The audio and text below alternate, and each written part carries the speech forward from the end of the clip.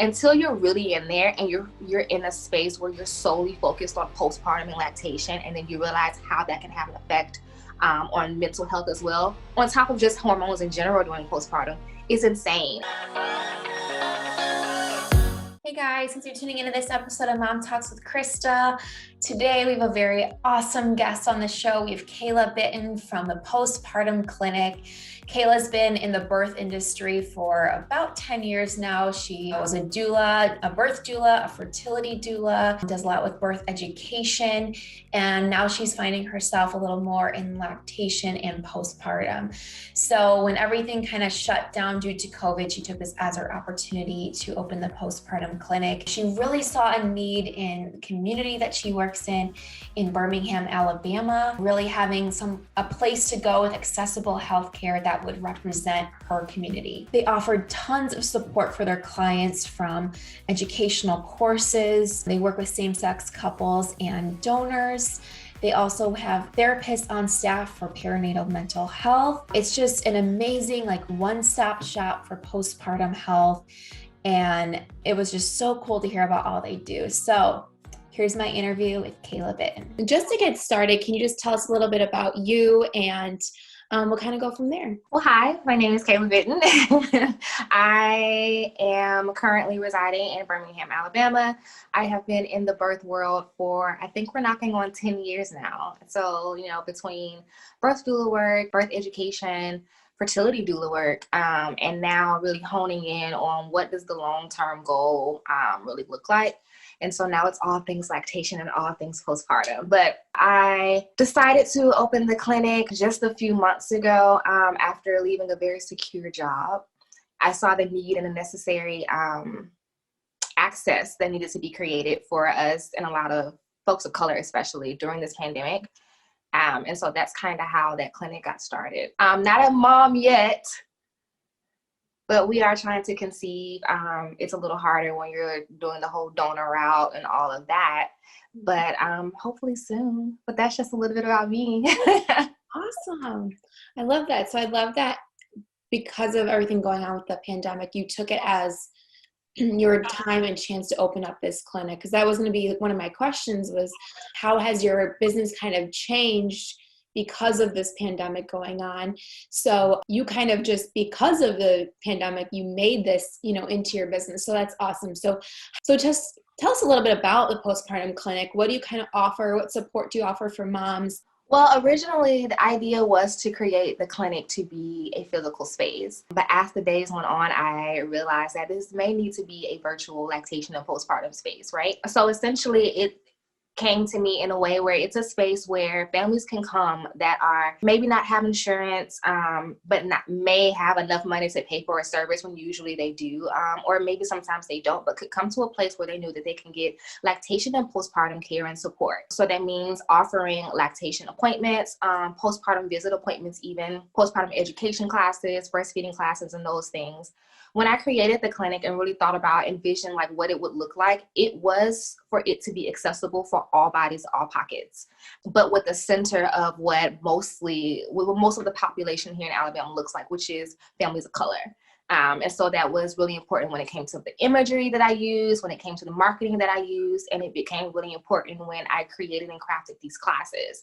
I know some lactation spaces really try to push really breastfeeding, putting babies to breast. And I totally 100%, that is the number one way to provide the best nutrients possible. But because of the population that I lived in, I wanted to know what would a clinic look like that really meant diversity, that really meant inclusivity. And so that meant creating appointments, kind of like a lactation appointment. It's an appointment about your formula. Are you feeding baby correctly? How do you do it the correct way? And that includes education classes, helping same-sex couples who are looking for donor milk. We have a partnership with Mother's Milk Bank AL here, and I'm so excited to go to their facility soon, when COVID is a little bit better. But yeah, all those things were really important to me. So I kind of jam-packed all of that into a virtual space, and that's how the website came out to the way that it is. That's how memberships came out the way that it is as well. Don't have insurance, but you can pay a one-time fee and you get 12 months worth of appointments, lactation and postpartum. And so it's mostly just learning, education, checking lactation and things like that, growth spurts, things that are normal that you come in contact with, but no one tells you. You don't get that one-on-one FaceTime with it. But hey, get a membership and you just get an appointment once a month and you can talk about all these things. So that's kind of how it came about. The physical portion of the clinic came about because of community. Community agreed and said this needs to happen. It's necessary. It's Black owned. We're talking about what real diversity and inclusivity really looks like, and helped crowdsource literally most of the money. I think we're like $200 before all of it is done. And that's how the physical space came into reality. But yeah. I love that, because we were just talking about, as our team at Mommy Knows Best, we were kind of talking about with all these changes, a lot of moms are, after having a baby, especially during the pandemic, normally they're, have more of these checkups or more in-person visits. And so I think a lot of the postpartum, check-ins aren't always available right now. So I think this is so important that you offer this virtual space. And can people also come in person to you too? Or is it kind of like a mix of both, or is most of it virtual? A mix of both. So what has been happening is that it's been a virtual thing, of course, because of now, and or in home, very rare. But that's an option. So even, as we start to clear the dust in the air, right, with COVID, and we begin to get into our opening happening in January, you'll have options to come in. It'll just be more strict with the scheduling and appointments just because of COVID until we're again, the air is clear. But yeah, it's a mixture of virtual, in person. That includes our group classes, our group meets, all of that. There's an outside space. So we're really trying to navigate in that way, but it is a mixture of all three: in home, in clinic, and virtual. I know I've seen a lot of my friends that have had babies over the pandemic, their doctors are saying if you seem good, then we could probably just do it virtual, or you don't need to come in. And so I think a lot of moms are kind of putting that postpartum care kind of on the back burner when it's so important. So I love that you're doing this. And I love that you saw a need in your community and are doing it. So that's awesome. As you're seeing these moms, what do you think the most moms could use support with postpartum? Oh my gosh, perinatal mental health. Mm-hmm.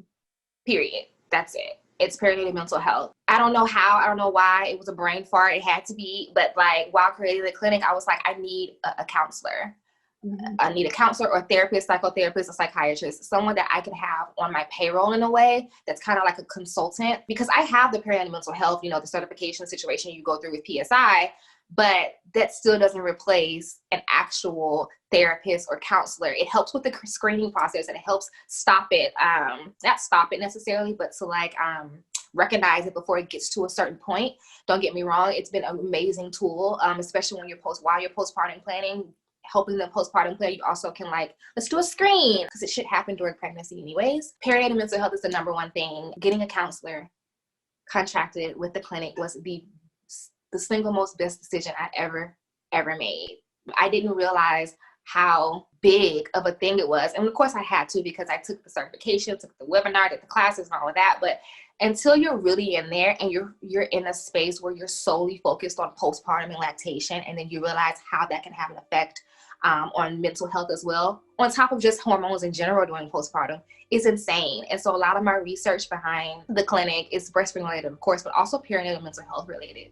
How to just look at that differently, and why it's important to make that part of the care team and part of the care plan. Maybe we might need to change some protocols when it comes to certain things, but that's perinatal mental health during the postpartum period. If you can get anyone that's a perinatal mental health person that's able to screen you, you can keep your screening if you want, take it into someone who's able, and then they're able to refer you out to a counselor that can take cash, that's not that expensive, or that's covered by your insurance, because once they recognize you have perinatal mental health or some type of you're having little complications or difficulty, they'll cover it that way as well.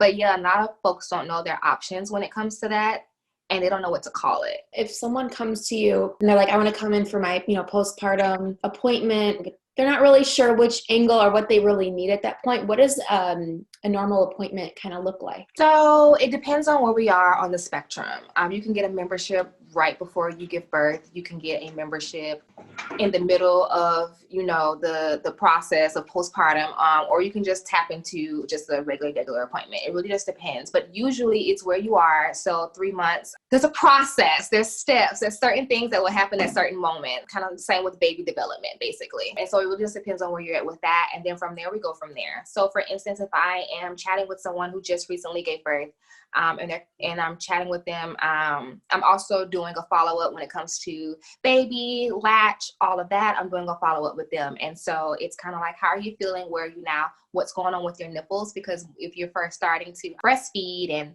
I'm probably seeing you maybe 2 or 3 weeks after the fact, then the main concern is how are you healing and how are your nipples? So we're talking about that. I'm educating you on breastfeeding, and while also doing my own little appointment with baby. Okay, let's check latch, let's check milk transfer. How was your birth? Tell me the story. Let's unpack it. So that's kind of what it looks like when I'm teeter-tottering between the two during an appointment. Awesome. Yeah, that's really great.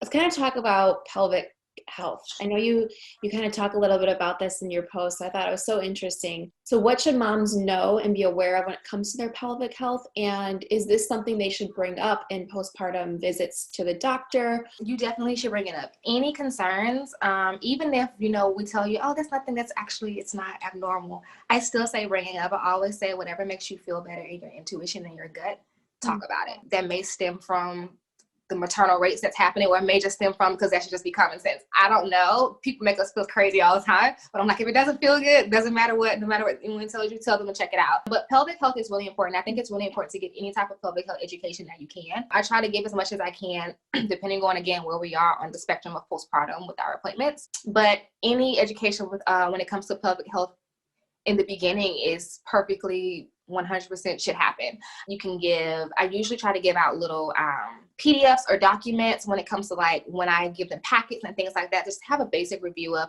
what pelvic health is, what you can look out, what the different things are. And then I also have a referral list of some folks that are really local here that took some time in researching. I remember researching for like 2 months of who is the best in all of the mom groups, and then having a personal conversation with some, and then finally found the ones that I felt like, okay, I can do this. I can have it be a referral. Because a lot of moms, I think, don't realize that they talk about how, oh, going to the bathroom is just, it happens at any time now. Or, oh, trying to, intercourse for that first time and I've been cleared. I mean, I'm not healing and nothing to heal. I just don't understand why it's so painful. And that's not, things are different, don't get me wrong, but when it's just not. So I try to really let them know anything that you're feeling to let me know. Once you hit 6 weeks, I still say, how are you recovering? I full blown say, how's sex life? What do I need to, I'll just send you a referral. It's fine. We don't have to talk about it if you don't want to talk about it, like, totally. But just to let you know, we're just going to go ahead and talk about the differences between this, and we're going to go ahead and bring out my pelvic model, and we're going to talk about what your pelvic floor probably looks like right now. Like, we just go into it without them having to really tell me too much, because sometimes it gets a little. But that's what I would want everyone to know, that get education as much as you can. Anyone gives you a referral, totally get your referral. If you can get into any type of pelvic health or pelvic exercises, or in with anyone that's pelvic health specialist or whomever beforehand, please do. I promise you, it's going to be the best decision you ever made. Best decision. That and perinatal mental health. Best decision. Okay, so now something that you are so passionate about is the inequality when it comes to breastfeeding and, people of color. When it comes to, I know you talked about how families of color, when they leave hospitals, the chance that they keep up with breastfeeding, it decreases. So let's kind of talk about that a little bit. Like, what are the issues we're currently seeing, and what can we do to help? What can people watching this do to help, and how can we, become more aware of it? So the issue I'm currently seeing is a couple of things. One is the initiation rate. So it's latched. We get them to latch. Usually how we get them to latch is up for debate, nipple shield, whatever the case may be. But the latch typically happens, honestly, in the hospital setting. And then once, folks of color leave the hospital, within 6 weeks, maybe, they decided they no longer want to breastfeed anymore. And I find that really interesting when it comes to comparative percentages to other races. And when I say people of color, I'm specifically talking about non-Hispanic Black folks and Black folks. So that's the one thing I'm noticing. And then the other thing I'm noticing is access, right? I have a love relationship with spaces like WIC, but I have a hate kind of relationship with it as well, because I know that these spaces become so overcrowded, which is another thing to tap into, but these spaces become so overcrowded, and we honestly just want baby to be fed and let's just do this thing. And so we usually push things without realizing we're pushing things, including from the hospital setting. They latch, but there's still a WIC consultant in there that stays sometimes longer than the actual consultant to talk to you about how to sign up for WIC. Here you are, here's this bag full of things, or whatever the case may be. So I have this relationship with it. I'm not really sure where I want to go with it, but that's what I'm finding. The push on formula is completely different. The percentages is way huger, and the initiation rate is there, but once we leave, it tremendously drops. And so I'm finding again that it's access. So here in Alabama, there are a lot of holes, right? There are a lot of spaces that doesn't have a lot of access to a certain type of care in a lot of different ways. But we're talking about medical right now, care when it comes to women and women's health and infant health. And so access to care, like something like the postpartum clinic or something as simple as a CLC working on our own as a doula or what have you, it's very rare. And it's especially rare if that person is of color and that person can understand the race and why it's so important to go into certain neighborhoods, or it's so important to have certain conversations. It's so important to use certain language. It's so important to use certain marketing. Those are the things that's happening. Those are the things I'm noticing. The access here is just not as great as it probably should be. And that goes for a lot of things. But that's what I'm noticing. And the inequalities is really, really unfortunate to me, in my humble opinion, just an opinion, y'all. Because we want to do what's best for our children. We want to do what's best for our kids. We want to do what's best for us. But oftentimes, again, I'm going to keep repeating it, access is not available. So that means support is not available. That means that community is not happening. And when those things aren't happening, how are we really uplifting our women? How are we really, pushing for women to become healthy, pushing for healthy infants? How are we really combating the things that us working in, maternal mental health or maternal health in general are trying to combat? So that's what's happening. That's what I'm seeing. I'm working really hard though, again, with like the research and working with other folks, trying to figure out ways where maybe we can change some protocols. Maybe we can help with the education of providers and help with popping up some clinics or something to help the majority. Again, I can only speak from Alabama, but help with the majority of Alabama who happen to be folks of color. Yeah. And you also, in regards to that, you do a lot for low income families as well and give them lactation support. So what do you kind of do in this realm, and how do you, bring it to their attention and kind of like, I guess, market to them? I don't know if that's the right word, but, let people know what you're offering. Market could be a word. I guess it just all depends on what context you're using it, but it can be the word. How I started out really paying attention and honing in on communities that were lower with income is actually I started out helping out with a support group located in North Alabama called Coloring Between the Lines. And that support group, the amazing birth worker and woman that was running it at the time decided this is too much for me. There was a lot of racial impact for her. And so I said, okay, yeah, sure, I'll take it and take it over. And so I kind of created it into a nonprofit, and that's kind of how it's starting right now. And so basically I found that from those women, and then B, because of the pandemic, because it's kind of maybe a few months, no, I want to say maybe close to 6 months before the pandemic hit, I took over and really shifted the way that things were happening. I started to notice that I really didn't have to market. All I needed to do was create the access. All I needed to do was create the space, a space that didn't feel like it was a little corner, a space that didn't feel like it was a little section within some of these nonprofits that were like for Black folks. Like if I just created the access and created the space, just like it was anything else, because it should be and it is, it'll reach the people that it needs to reach. We're up to 200 plus women now that we help when it comes to education. And so we do that through support groups. Of course, everything has been virtual literally for almost a year. Everything has been virtual. I don't even let them come out of the house during during winter, because I don't want anyone coming out of the house during winter because of flu, because babies, because breastfeeding, all that. So we usually do all virtual during that time. It's like a special pop-up or something anyways, but because of all this, like, we have been virtual for the last year.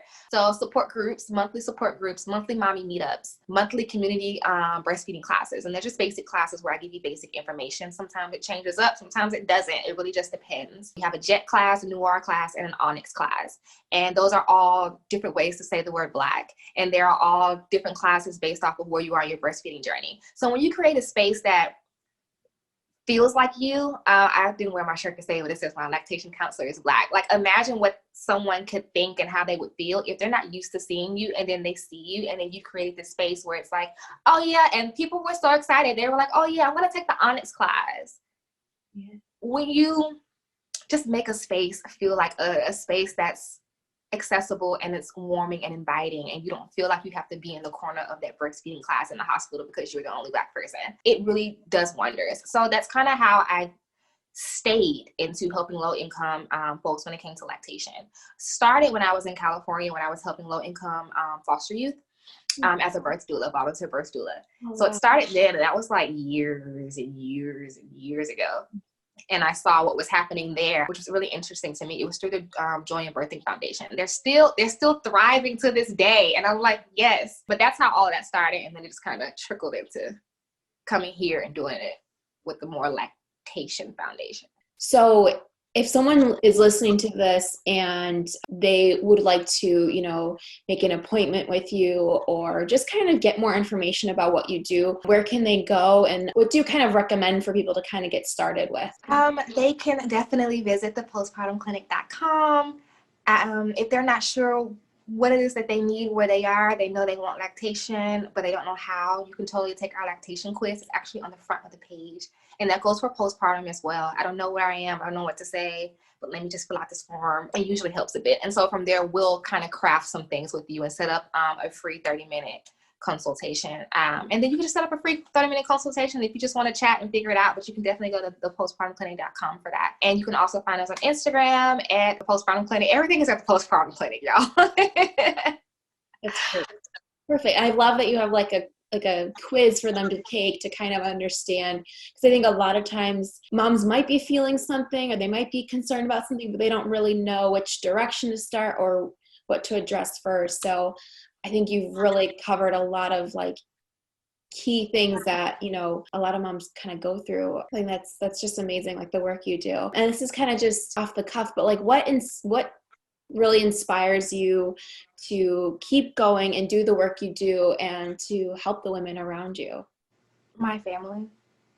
Not because that they're heavily, not because they heavily want to be midwives like me or anything, but because of all the things that they've experienced during either their childbearing years or what they're dealing with now or wanting to have children now, no matter the age. Of course, there's difficulties as you get older, but it's just certain things that they're dealing with that I knew at a young age, I told myself I would never. And it was just based off of education, support, access. That includes folks who are still in my family and folks who have transitioned.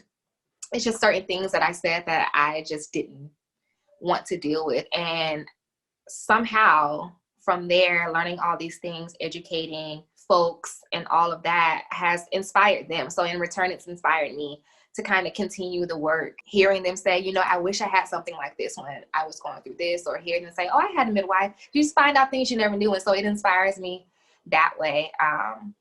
Just my family, that includes my partner's family, and you never know what folks are going through, but I know, especially in the South, it's a thing, being folks of color and having issues with PCOS or fibroids or breastfeeding and things being very, very taboo. So it inspires me to kind of combat that. And let me show you what we can do. Go from there. So I always like to end these interviews with, I call them fun thinking questions. And I think this, because of the work you do and everything you do, I think this will be a fun one. But if you could have a billboard made today where you could share one tip with moms everywhere, what would you have it say? It would say literally, and I want my face on there with my hand on my hip, saying this ain't new. It's not new. This ain't new. We've mom shamed a lot. I feel like there's even a huge part of what it is that you do, what it is I do, that probably wouldn't exist if there wasn't so much negativity and acting like it's new, and it's not new. So that's what I would put. It ain't new. That's it, period. in black and white. I don't need no pretty colors, nothing. Just it ain't new. Period. And on the bottom is 2 moms everywhere. That's it. I love it. I love it. That's great. So again, for everyone that's listening and watching, where can everyone find you on Instagram and get more information about the Postpartum Clinic? You can find us on Instagram at the Postpartum Clinic, and you can find more information on us and everything that we're doing at thepostpartumclinic.com. I can't stress enough how, important postpartum health is to moms. And I think a lot of times, it's becoming more and more talked about now, but I think, in past years, it wasn't even brought up. And so all these moms were kind of pushed into this new thing without really realizing what they needed to address. So I think the work you do is amazing. And, if there's anything you guys, are doing upcoming and you want collaborations on or anything, let us know, because we'd love to work with you. Thank you. I'm so excited to do this. This was so fun. It's always fun to talk about birth stuff though. So. Hey guys, if you found this or any episode of Mom Talks with Krista helpful, please like, comment, subscribe, and of course, share it with your friends.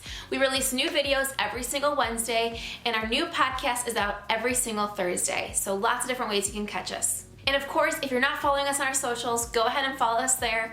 We've got tons of new content for you every single day. And finally, if you're watching this and doubting yourself, you're doing a great job. So thanks so much for watching, and I'll see you next week.